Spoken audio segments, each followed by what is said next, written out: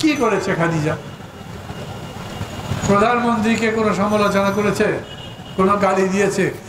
এরা কুবরাতুল খাদিজার মতো, একটু আগে বলেছেন বক্তারা, ওর তখন 17 বছর বয়স, তাকে গ্রেফতার করে এতদিন জেলে রাখবার কোনো আইনও নাই, অথচ সে জেলে আছে, 1 বছর পার হয়ে গেছে, তার পরীক্ষার সামনে পরীক্ষা দিতে পারবে না।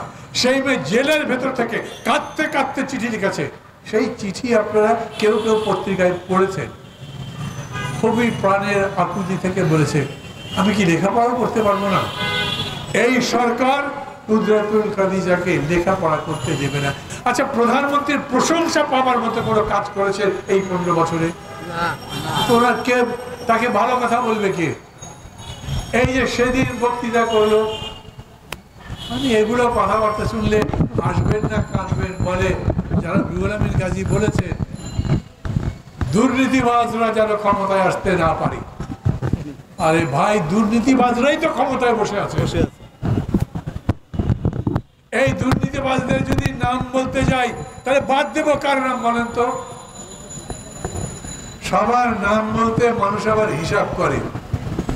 হিসাবের দিন ছিল তো, এখন মানুষ আর হিসাব করে না। কারণ উল্টা হিসাব শুরু হয়েছে। র্যাবের যে জুলুম ছিল, এক স্যাংশনের পরে র্যাব বেশ খানিকটা সিধা হয়ে গেছে।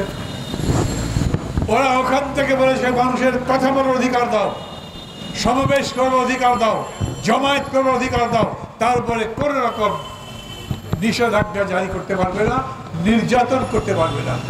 অতএব এখন মানুষ সবার কথাই বলছে। এখন ফেসবুকে সবার কথা বলা হচ্ছে। আমি আবার বলি, সবার কথা।